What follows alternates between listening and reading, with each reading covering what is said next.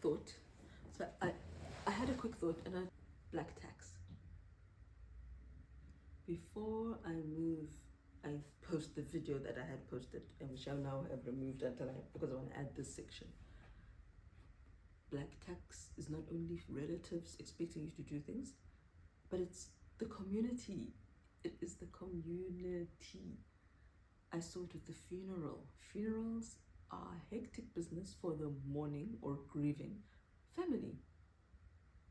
It's not only that they have to handle their grief, it's that they have to plan the funeral itself, pay for the funeral, and choose dates, get the paperwork and all of that. And then at the same time, there are expectations from the community. So we have, I can't speak for other Black communities, I don't know how it's done. I know for my aunt's funeral in Johannesburg, it was very easy. We went, I arrived. Okay, here's the other thing. What I do is, I always make my own accommodation plans, my own transport plans. Yeah, I make my own transport plans and I make my own accommodation so that I don't rely on anybody. Nobody has to make plans for me when they're already planning for themselves.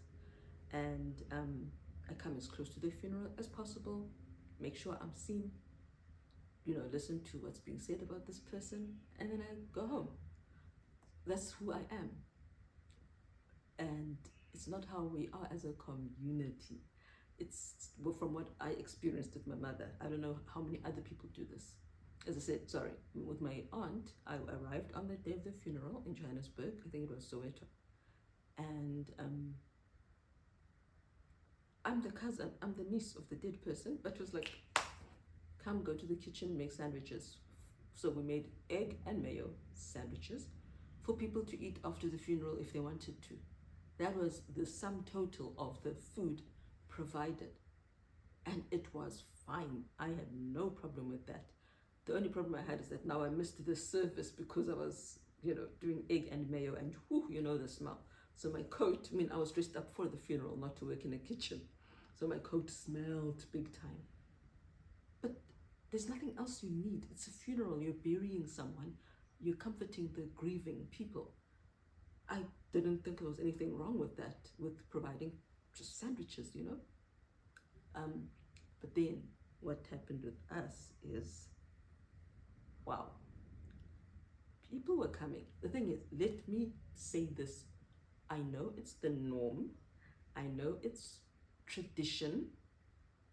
I know we all think it's right.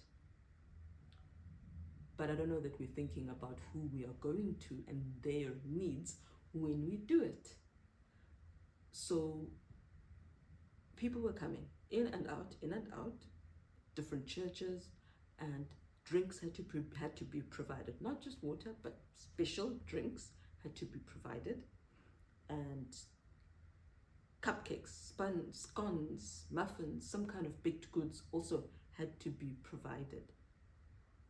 I'm not used to that. I've never seen that. I didn't know the concept existed. And I didn't understand why. Why must the grieving family keep feeding people when they've got so many other costs that are like, a death is not planned. It just comes suddenly.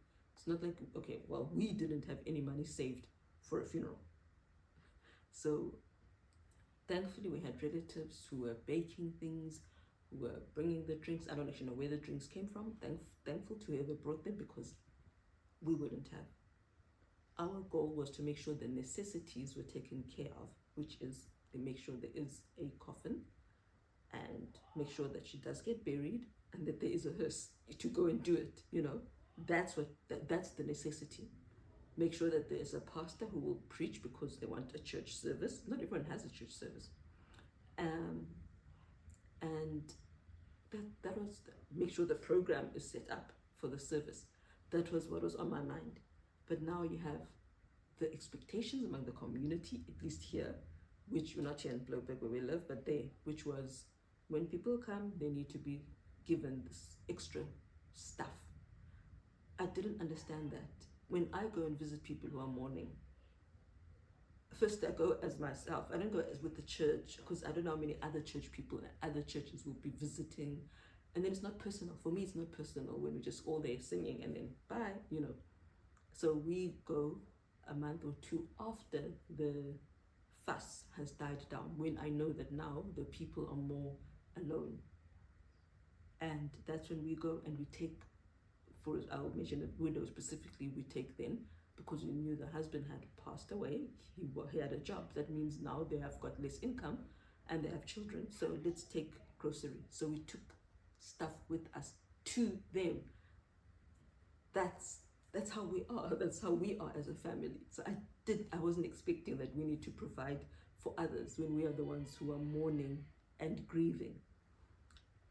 And I'm thankful that others did know that. So they were baking. My mother's side of the family, the ones who live in Cape Town, they were baking.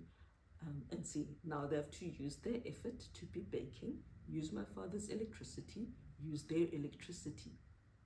But they're the ones who are grieving. They're the family members. They might be extended family, but they're still family.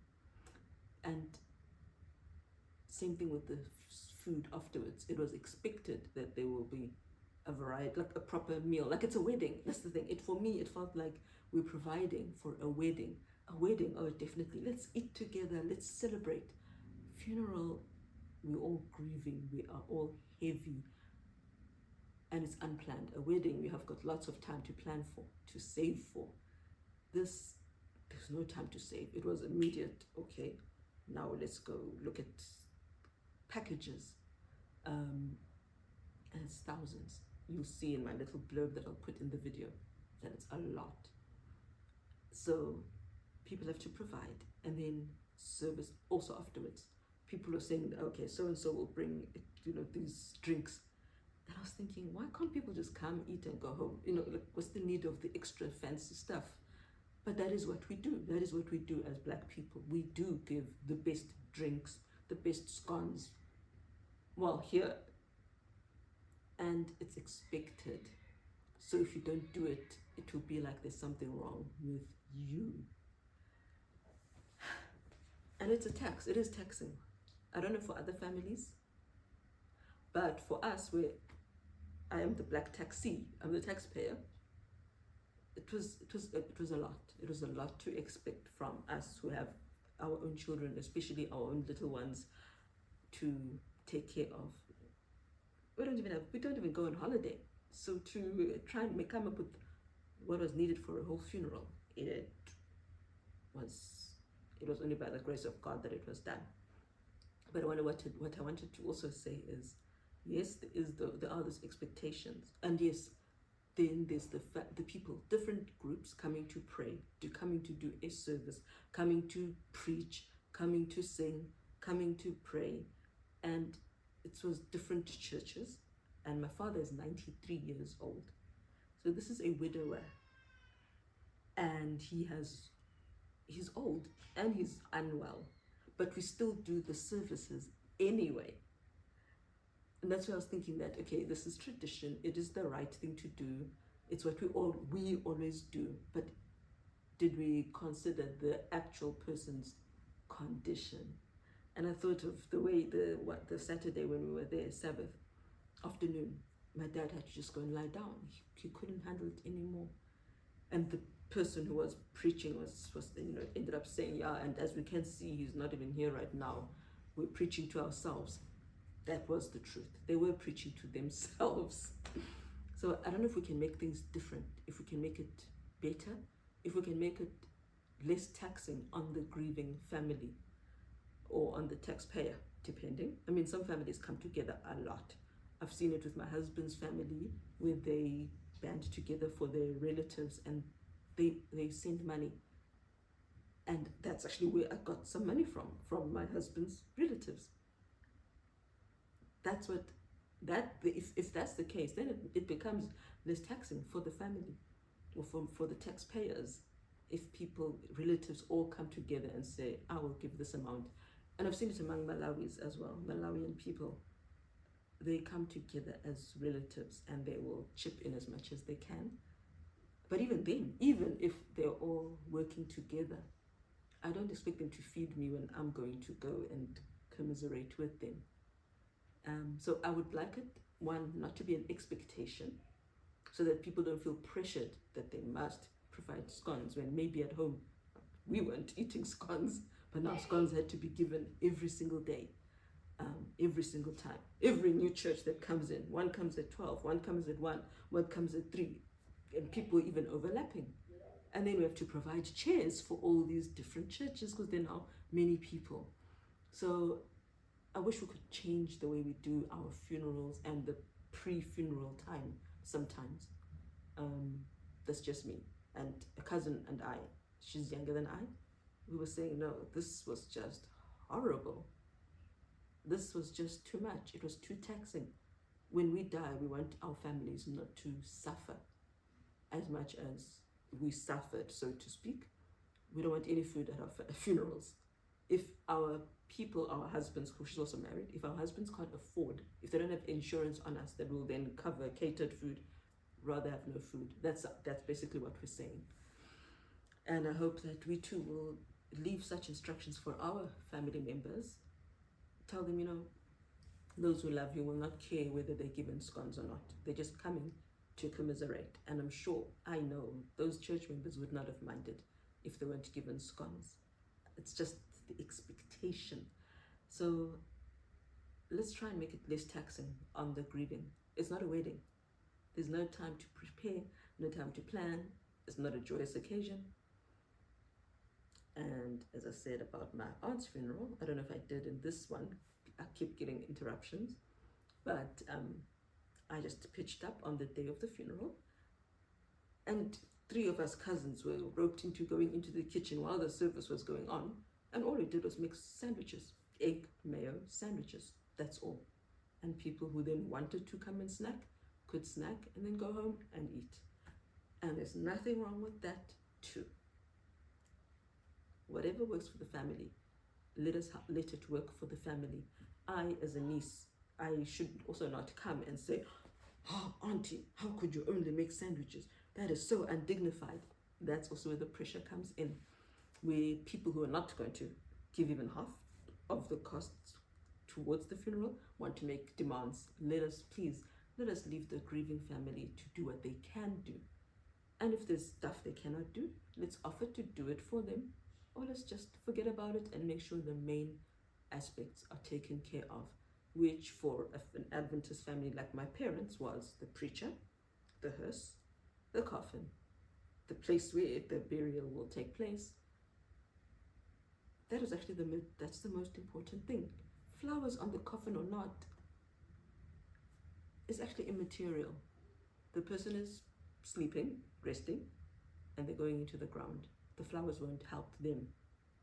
So it's a good thing to have, yes, but it's not a necessity. And let us not look down on people who didn't have those things at their people's funerals. That's another thing. Let's just mourn or grieve with them. All right, now we'll go into the Black Tax segment. There's such a concept as loving your neighbor. Surprise, surprise. It's not only love your mother, it's love your neighbor. There's such a concept as caring for your brother, helping those who don't have, giving to those who don't have, and sharing. Love is being selfless. That is also a point I want to emphasize. Love means being selfless. Love means sacrifice. I am not referring to that. I must give to those who are less fortunate. Note, I must give to those who are less fortunate. I must also love my neighbor, who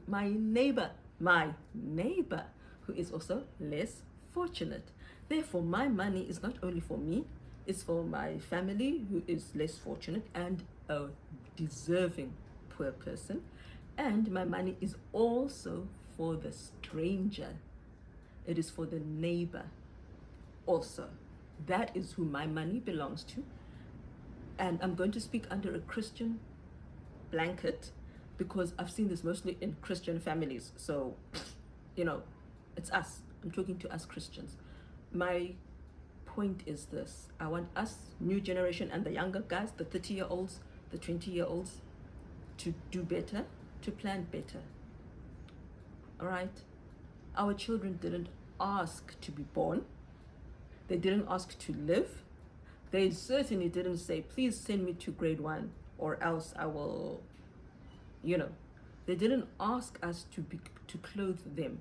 We, by having those children, owe those children those things. We owe our children their lives.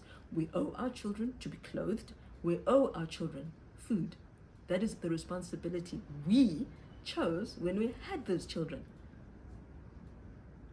Our children, only what they owe us is respect and obedience and love. Our children owe us love. They don't owe us, they don't need to give us more than they can give. Look, that's more than love. That's, yeah. They don't owe us anything. It's what God, yeah, that's my point. God demands that our children give what they can if we ourselves are worthy, if we are deserving, and if we are in need, truly in need, and if we cannot help ourselves. God wants us to work. The New Testament makes that so clear. Even Ruth went out to go work. She was not expecting a handout.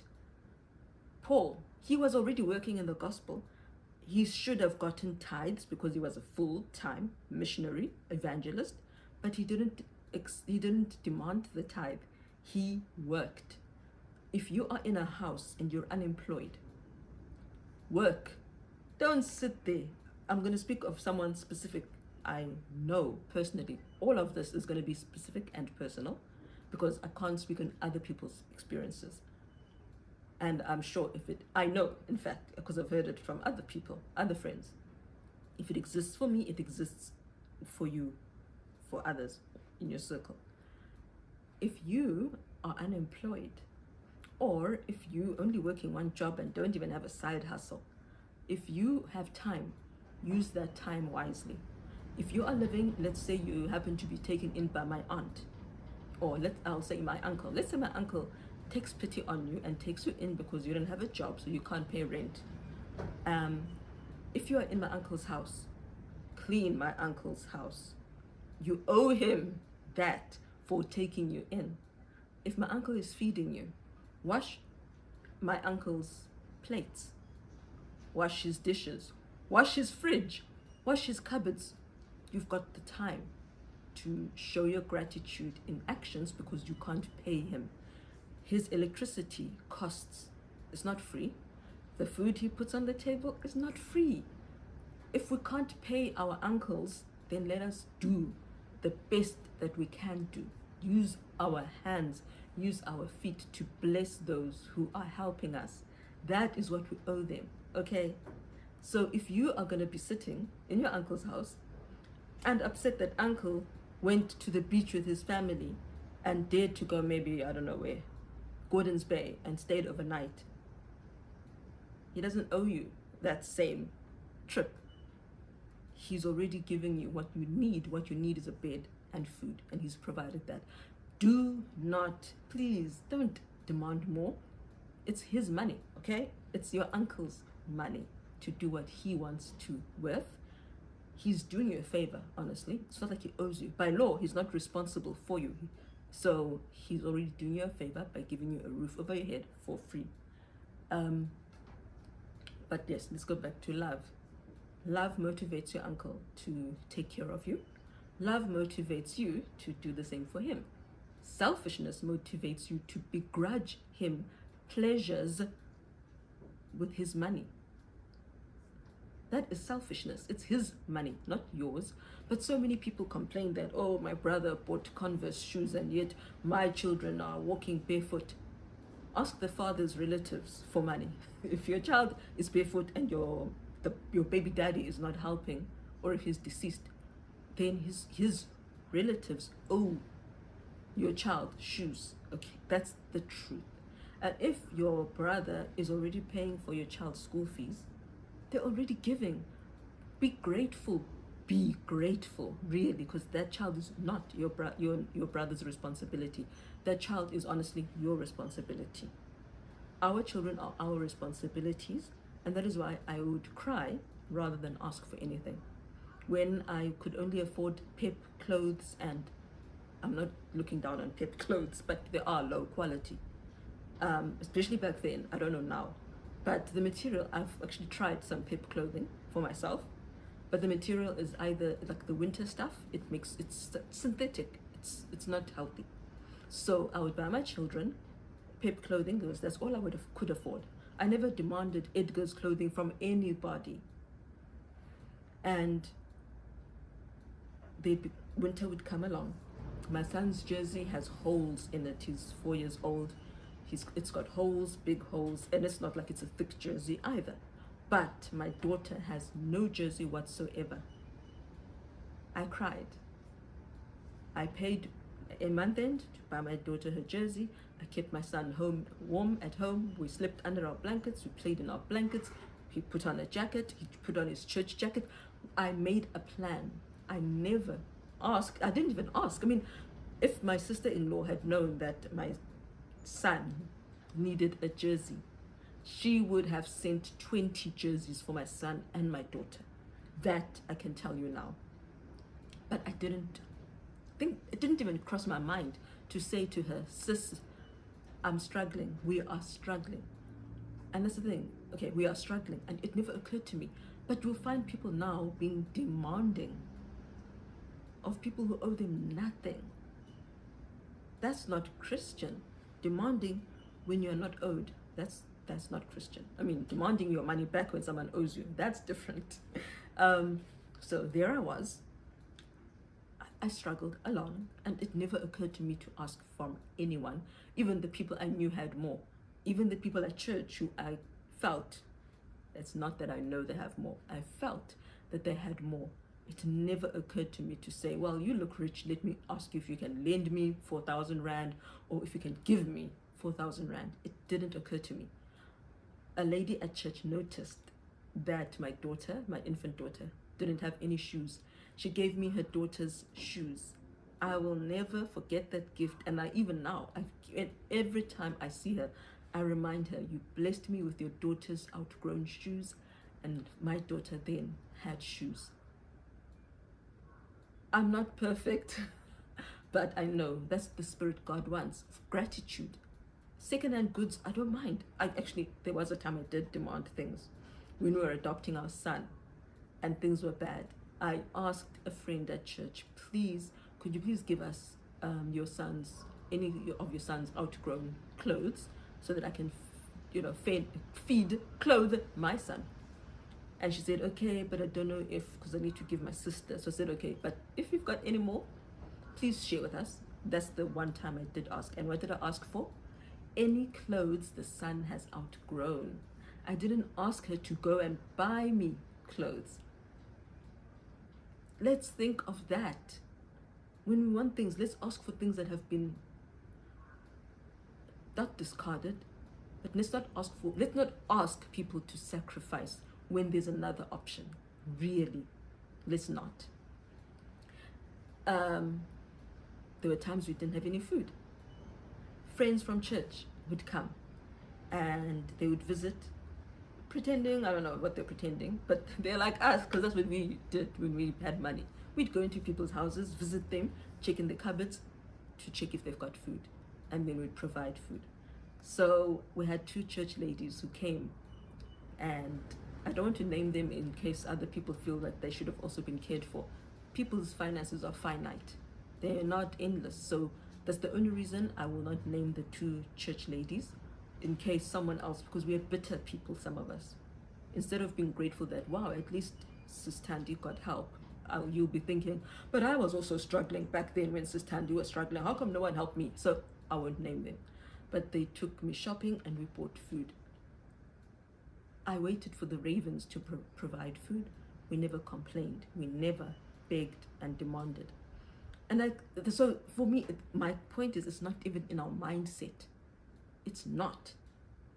So that's why I really don't understand it when people then do demand. That is black tax. When people make demands of your finances, that is black tax. Sharing with those who don't have, that is love. That is demanded by God. A true Christian will give. a citizen of the world will give to others of the world. I'm not talking about that. Obviously, it's a given. So we set up our budget. We were going to give tithe, obviously. Tax was already going, we were already giving to the poor, not by choice. The government takes their money to pay for the hospitals, for the poverty-stricken people, for the clinics, they're already taking our money. We're already giving. We're already being taxed, black and white and colored. Yeah, we are giving to the less fortunate already through our taxes. But we also decided we will give a portion, an equal portion, to all three sets of our parents. So my husband has two sets of parents, and I have one, my mother, my father. But he had his mother, biological, and his stepmother, who I refer to as mom. She is mom. She's not even my mother-in-law. She is mom. I could show you my phone right now. She is saved as mom, mama, and she is in Zimbabwe. So we have a mother in the UK. We had a mother in Cape Town. My mother passed away in June this year, June 15th.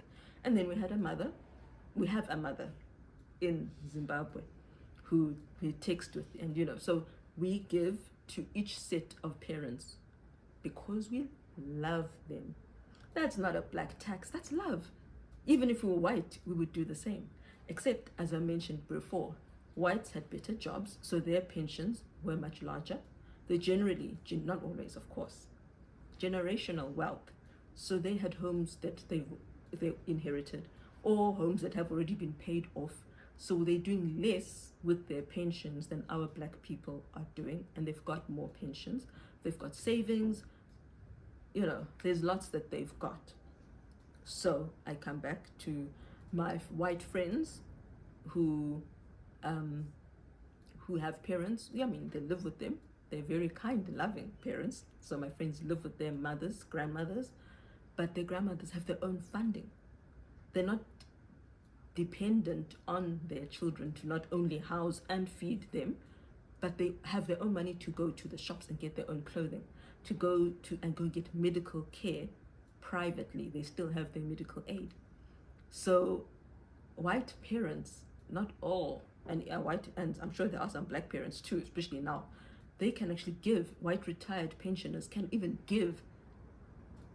And that's where, again, I have the example of my friend who, they have jobs, both her and her husband, but the mother said, I will pay for holidays for all of you guys to come and join me. That's not what is happening amongst us black people. We will demand a holiday from you and you alone. It's always one poor family member, one sibling out of many who has to be taxed. It's not equal. And going back to the assumption that I was saying, when I was saying that I didn't even look at the people who I thought or assumed might have money. There's this supposition that if someone does not live eGugulethu or eMontana, if they live in Claremont or Rondebosch or Blouberg or Durbanville, then they've got money, more money to spend on us. But that house in Durbanville costs much more than the house you're living in eGugulethu. So their expenses are also higher. The transport to come to you in Gugulethu is high too. Their, when they've got cars, their car payments are high, their fuel is high, their insurance payments are high. So, and the wear and tear costs, and the, tires are so expensive. Getting the car serviced, costs rise. When people have more material goods, it doesn't mean they've got more money left over, it just means they're spending more money. When someone's salary rises, the government taxes us more. So we have this kind of problem.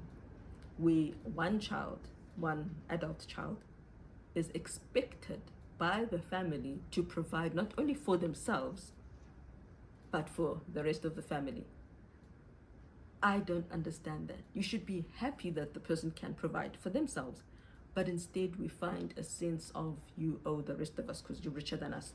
And I'm going to read some examples here. Let me go back. All right.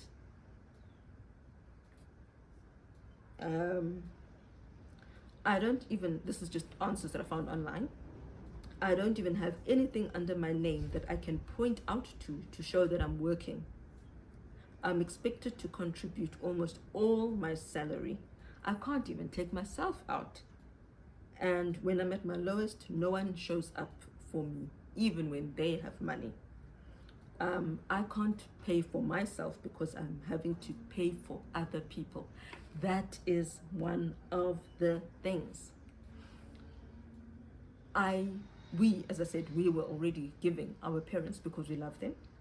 We try to hire people to do this and that also for my parents because we love them. And we buy electricity, not only food, but electricity also every single month without fail, right? But a certain relative expected even more than that. And I'm thinking, we're a single income family. Why would you expect more? You should even be thankful that we can take care of ourselves, hey? Why don't you ever sit down and say, thank God that at least those people are able to take care of themselves. I don't know how much money they have at the end of the month, but at least they can take care of themselves and end there. Don't make plans for my money. But you find random relatives making plans for other people's money. So this relative said, yes, I know. Look, she actually said, I know you're buying electricity. I know you're buying grocery. I found all the cupboards full of the food you are buying, but you must also do A. And I said, I was so gentle. Like, people who know me. I said, okay. I actually kept quiet. But then 2 days later, they came back at me. It was basically, God expects you to do this.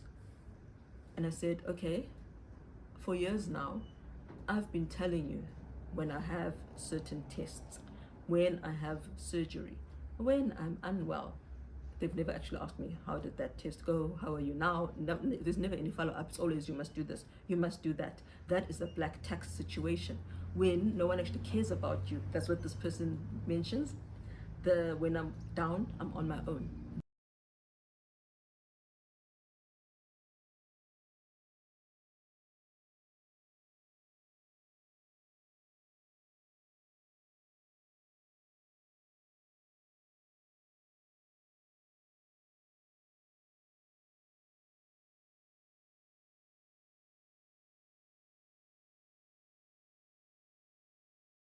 That is my situation.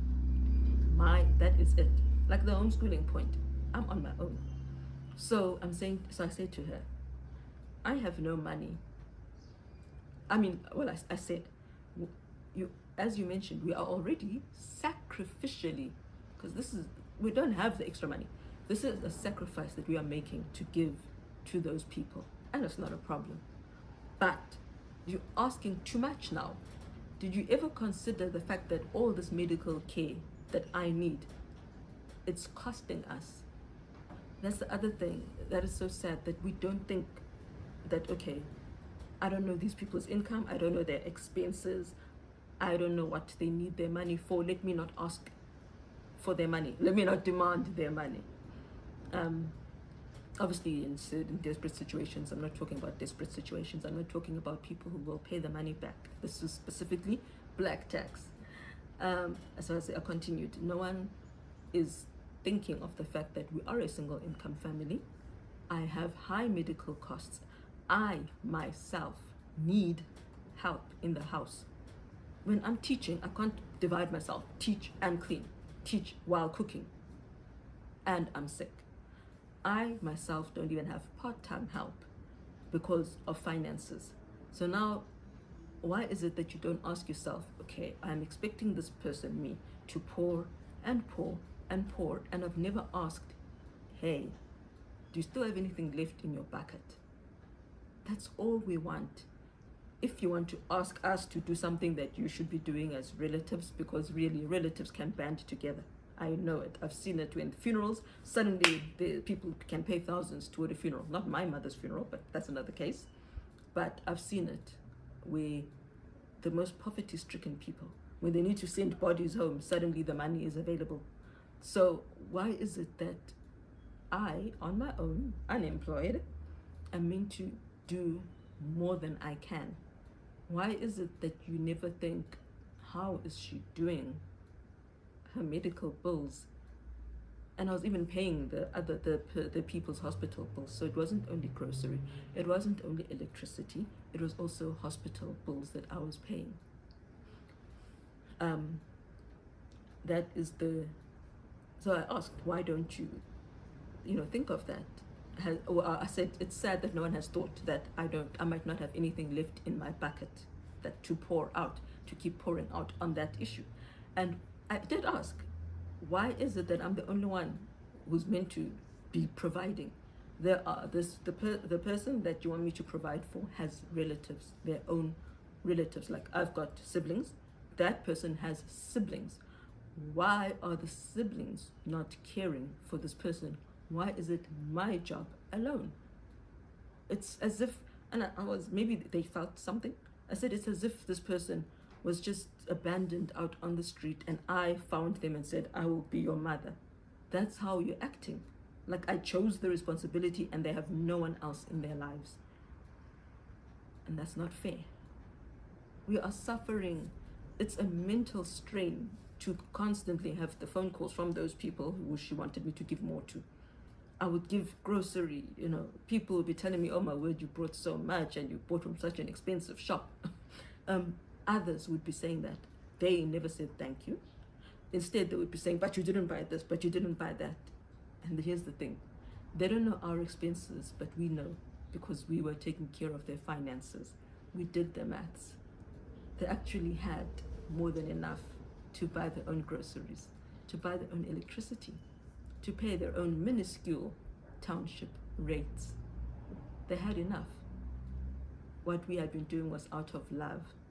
But like the person I I gave an example of, who then goes and lives with the uncle and then doesn't do anything in the house. They have someone like that who comes to live in the house and then takes and takes and takes and takes until they have nothing. And instead of them demanding from the taker, they then demand from yours truly. And no one else, just me. The response, of course, was not a, yeah, you're so right. I haven't actually been thoughtful of you. I haven't thought about how the mental strain bothers you. Oh, as I said, because we do all this, but then we bring the grocery and then a week later, hey, you must bring milk. You must bring milk. You must bring bread. What? When we've done your maths and it maths up very well, it maths. Why? And what about gratitude for the things we did bring, But you never said that. So it's the sense of entitlement that is black tax. It's the sense of being owed that is black tax. It's the sense that only you must take care of everybody. That is black tax. It is the actual demand on you. That is black tax. Where your health, your finances, your needs are not considered. You must worry about the other, whether or not that sends you to an early grave. Who cares? That is black tax. That is a sin, because you are killing the person. You are being selfish. Why don't you give? Or go to all the relatives and say, okay, these people have a problem. Those others are already giving A, B, C, D, and they've got their own family, and they've got these other problems. Let us try and help. That would be love. That would be sharing. So I just wanted to give that as an option. Instead of us assuming that people have more money because they have a bigger house, or begrudging the things they have. It's their money. Wow. They could even do more if they weren't taking care of your needs. You'll find people complaining that my brother had the nerve to buy expensive shoes when my children aren't clothed. I mentioned that before. It's his money. Let him enjoy it also. Why should we struggle and suffer on earth when we have the means to at least rest? If he wants to buy himself good quality shoes, let him. It's not only expense, but quality that also matters. Here's another one. I started working temporarily at age 19 with a salary of 4,500. I'm just making it smaller, shorter, so I'm excluding some things. I would make things happen for my mom without question because I was young then and had no other responsibilities.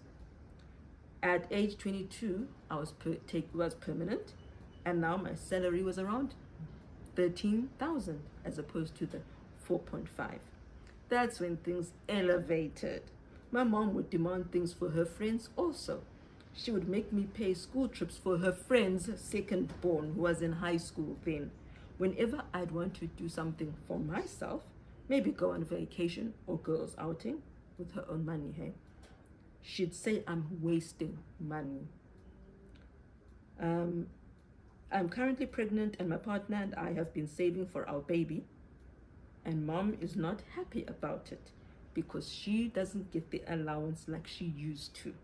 I only pay for the necessities like household bills and her car and the societies she belongs to, like funeral society, that kind of stuff that we black people do. Did you hear how selfish that sounds? She's working hard 24/7. Okay, not 24/7, but her working hours. Can't she just go and enjoy herself and just be free for just one afternoon or 2 nights of the year? Your necessities are provided. Please, please. Rather, you also suffer like we are suffering to give to you. We don't mind, as I said, we don't mind the suffering. We don't mind budgeting. It's what we do mind are the demands. So after I responded and said, and asked that why is it like this person has no family and why is it all on me? Despite my medical cost that you never ask yourself, how am I affording? The response came back and it was, you shouldn't have adopted. If you had not adopted, then you would have more money, not for me, for my medical costs, but for the people, the relatives that this person wanted me to give to. There were many vile things that were said. I forwarded them to a few other people because I didn't want to listen. I know this person. They've been like this before. They lost their Christianity. Let's put it that way. They lost their Christianity big time. I was being told, swear at her. She's swearing at you. Those who know me know I can't curse. So that is what black tax is. Black tax is selfishness, thoughtlessness, demanding, lack of gratitude, and it is, what's the word? Unrepentant when it is pointed out. It's unrepentant. It will act like you are you're the one in the wrong. So yeah, I didn't speak to that person until they pitched up at my mother's funeral. Yeah, and of course they didn't apologize either. So anyway, black tax has me being the black sheep of the family because I'm trying to stop many years of abuse by learning to say no. Isn't that exactly what happened to me? Instead of the person stopping and saying, you're right, thank you for doing what you're doing despite all your costs, it was, you're a selfish person, you shouldn't have done this with your own money, because then this other person who has enough money is now suffering because you are using your money the way you see fit and I'm using my money to help my neighbor, as God said. These are all Christians who are acting like this. It has me being reminded all the time I say no, that the reason I am alive today is because of my grandfather's pension money that was buying me formula when I was an infant. Did this child choose to be born, this person? Did they say, grandfather, give me your pension money and then I will pay you back? No. So who cares what happened in the past? The past is the past, and as I said in the beginning, it's what was owed to this child who did not choose and ask to be born. Black tax has me sleeping on the floor because I'm sending money home and I can't even afford to buy a bed. I would get phone calls. I'm buying myself and my children gas. We are home all day. I'm educating my children, teaching them, right? And I would get a phone call. Our gas is finished, buy more. And I'd say, but there are only 2 of you in the household, and you finished it already in a week. I bought the same amount for the 6 of us, and I still have gas. What about, switching off? It was for the heater. Switching off your heater when the room is warm. How about getting under the blankets when you're feeling cold? How about using your hot water bottle when you're cold? Oh my word, I was selfish. The very things I am doing myself, it was basically looked down on as being demeaning. And I thought, okay, so these people want to live a life of luxury, because really a gas heater that is constantly running, that's not a need, it's a luxury. Really is a luxury. I do fine in my blanket with my hot water bottle.